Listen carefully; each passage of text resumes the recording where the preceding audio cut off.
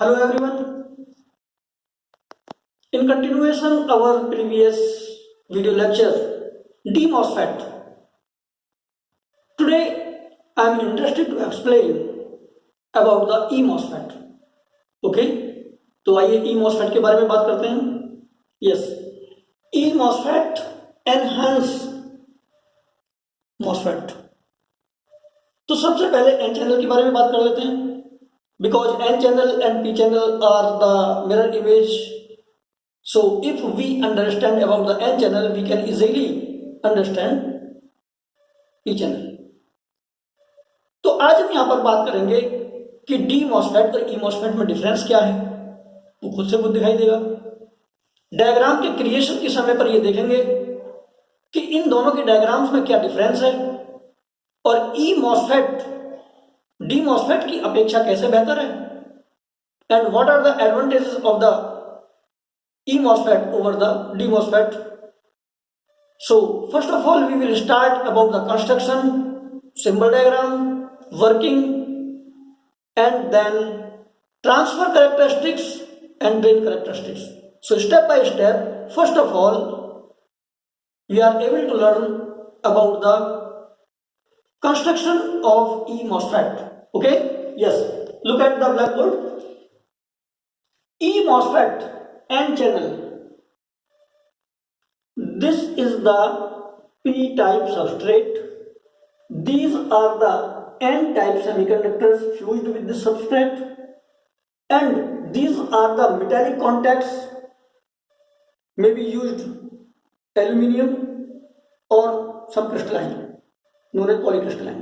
Okay, so source, gate and drain are the three terminals, and here gate is connected with the SiO2 insulator, and this is the basically substrate, P substrate. So what is the difference previous one and in this diagram? So if you see, there is no channel create, there is no channel present. यहां पर N और N के बीच में एक भी channel कोई भी present नहीं है. चैनल यहां पर एब्सेंट है, ये आपको देखना होगा. चैनल एब्सेंट होने की वजह से ही अगर हम इसके सिंबल डायग्राम की तरफ बात करते हैं तो ये आपका गेट टर्मिनल है, गेट टर्मिनल डिस्कनेक्ट है, तो ये आपका डिस्कनेक्ट है.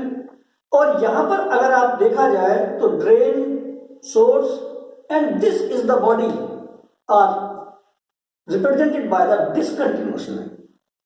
सो if we are talking about the D MOSFET, this is the continuous. If we are talking about the N channel E only MOSFET, then it is known as N channel. In the both symbol diagram, if the direction of the circuit inside the gate towards the gate, then it is known as N channel, and outside the gate it is known as P channel. This is the basic difference between them. So you know easily very well. So अब हम यहाँ पर देखना चाहेंगे कि ये जो आपका वर्किंग है किस तरह से वर्क करता है आपका E MOSFET. ओके, तो E MOSFEट में सबसे पहले सोर्स को हमने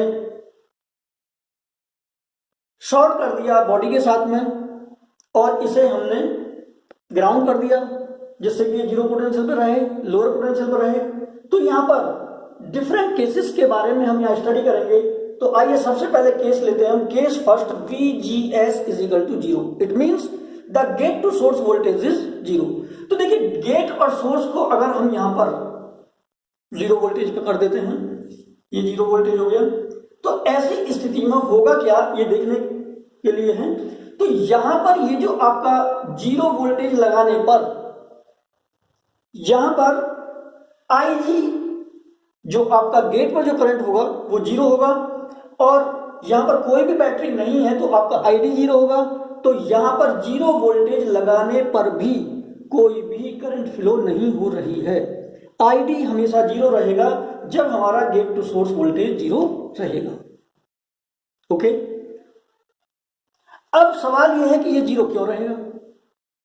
तो ऐसी स्थिति को यस तो हम यहां पर बोल रहे थे कि जैसे सोर्स और गेट के वोल्टेज बीच में 0 वोल्ट अप्लाई किया गया है, तो एन चैनल एब्सेंट है, there is no path of the electron, so there is no current flow. अगर हम यहां पर VDS और VDD की वैल्यू कुछ भी रखें तब भी यहां पर ID की जो वैल्यू होगी वो 0 होगी, और VGS के 0 होने पर IG भी 0 रहेगा, क्योंकि गेट पर करंट फ्लो इसलिए नहीं होगी क्योंकि आपका ये जो सिलिकॉन डाइऑक्साइड की जो लेयर है वो इंसुलेटर की तरह काम करती है, तो इसलिए IG भी 0 रहेगा, ID भी 0 रहेगा, जबकि हमने 0 वोल्टेज लगाया गया है। और ये कीप इन माइंड, अगर आपका ये जो आपका VDD है इसकी वैल्यू कुछ भी हो तो VDD पर डिपेंड नहीं करेगा VGS का 0 वोल्टेज होना और करंट का फ्लो होना या नहीं होना, क्योंकि due to the absence of the channel. तो यहां पर कोई भी चैनल नहीं है, तो इसे हम ऐसे भी समझ सकते हैं, नो चैनल। ओके, अब हम बात करते हैं case second, VGS is equal to greater than 0। तो अब ऐसी स्थिति में हम क्या काम करेंगे कि जो आपका गेट टर्मिनल है इसे हम हायर पोटेंशियल पर रखेंगे, सोर्स को नेगेटिव टर्मिनल पर रखेंगे, और अगर हम यहां पर एक बैटरी इस तरह से लगा दें तो आप देखेंगे this is the positive, this is the negative terminal. तो यहां पर ऐसी स्थिति में VDS कुछ पॉजिटिव वोल्टेज दिया जाएगा, और जैसे ही पॉजिटिव वोल्टेज यहां पर दिया जाता है तो यहां पर वेरी इंटरेस्टिंग फिनोमिना है। तो जैसे यहां पर पॉजिटिव है और ये आपका नेगेटिव है, तो यहां पर आपका पॉजिटिव कुछ ना कुछ टर्मिनल आ जाएगा। ओके, तो ये पॉजिटिव टर्मिनल, मान लीजिए हमने यहां पर 1 वोल्ट की बैटरी को यहां पर लगाया है। ओके, अगर हमने 1 वोल्ट की बैटरी को लगाया है तो यहां पर बड़े ही सावधानी के साथ हम एक चीज को एक्सप्लेन करना चाहेंगे कि जैसे यहां पर हमने पॉजिटिव वोल्टेज लगाया है तो हमारे यहां पर जो फ्री इलेक्ट्रॉन है, जैसे यहां पर है, इधर है और कुछ इलेक्ट्रॉन यहां पर भी है। ओके, और ये जो आपका P सबस्ट्रेट है यहां पर क्या है, सारे के सारे होल हैं। क्लियर? तो होता क्या है कि इस पॉजिटिव वोल्टेज का इफेक्ट यहां पर ज्यादा होगा कंपेरेटिवली इधर, क्योंकि इस पॉजिटिव की स्ट्रेंथ इतनी नहीं है कि इन सबको इफेक्ट कर सके। तो यहां के पास में जो इलेक्ट्रॉन, फ्री इलेक्ट्रॉन दिखाई दे रहे हैं, ये जैसे ऊपर की तरफ अट्रैक्ट होते हैं, ये इलेक्ट्रॉन और होल्स कंपेयर में आके ये आपस में रिकम्बाइन हो जाते हैं, और रिकम्बाइन होने के बाद क्या होता है कि यहां पर कोई भी करंट फ्लो नहीं होती है, क्योंकि यहां पर इतने फ्री इलेक्ट्रॉन नहीं है कि वो फ्लो होकर करंट प्रोड्यूस कर सकें। तो अब ऐसी स्थिति से निपटने के लिए हमको क्या काम करना होगा, हमें धीरे धीरे VGS की वैल्यू बढ़ानी होगी, इंक्रीज करनी होगी। जैसे 1 वोल्ट, 2 वोल्ट, 3 वोल्ट, तो 1 वोल्ट, 2 वोल्ट, 3 वोल्ट पर जैसे जैसे हम VGS की वैल्यूज को बढ़ाते जाएंगे तो यहां पर हमारा चैनल इंड्यूस्ड हो जाता है, और इस चैनल का नाम दिया जाता है inversion layer. Inversion layer. Okay, अब जैसे ही चैनल क्रिएट हो गया, इंड्यूस्ड हो गया, इलेक्ट्रिक फील्ड स्ट्रांग हो गया, इलेक्ट्रिक फील्ड आपका इंक्रीज हुआ, तो इलेक्ट्रिक फील्ड इंक्रीज होने की वजह से ज्यादा इलेक्ट्रॉन्स अब यहां पर SiO2 लेयर के पास आ जाएंगे, और SiO2 लेयर के पास में जाने के बाद में जैसे जैसे वोल्टेज हम बढ़ाते जा रहे हैं, VGS की वैल्यू बढ़ाते जा रहे हैं, तो यहां पर क्या होगा, हमारा जो चैनल है वो टेपरिंग हो जाएगा। अब चैनल की टेपरिंग क्या होती है, देखिए यस, तो हम आपको बता रहे थे कि इन्वर्जन लेयर इंड्यूस्ड हो जाती है दोनों N टाइप के सेमीकंडक्टर्स के मिडिल में। ओके, तो अब जैसे ही हम केस थर्ड के बारे में बात करते हैं, तो VGS की जो वैल्यू जिस पर हमारी इन्वर्जन लेयर इंड्यूस्ड हो गई है, क्रिएट हो गई है, तो ऐसी स्थिति में क्या काम करेंगे, अब हम VDS की वैल्यू को more and more slowly increase करते जाएंगे।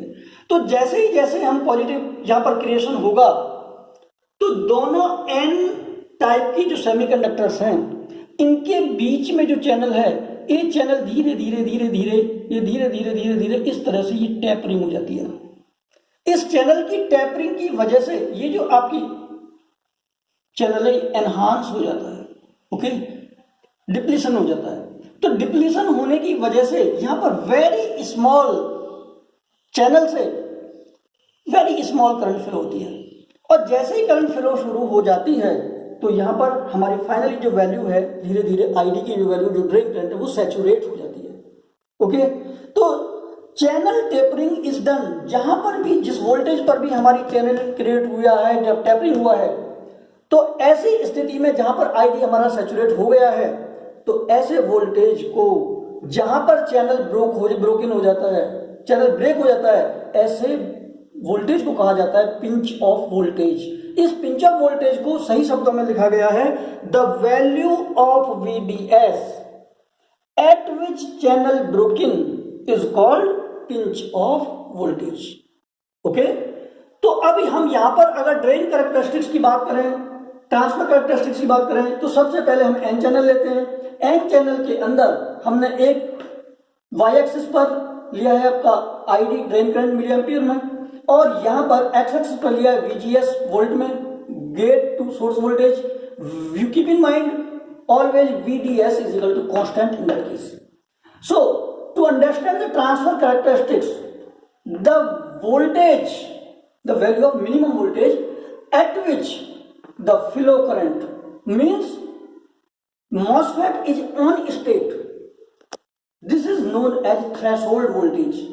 This threshold voltage is represented by the VT. Okay, if we are talking about the drain characteristics in the N channel, then curve draw between the VDS versus ID.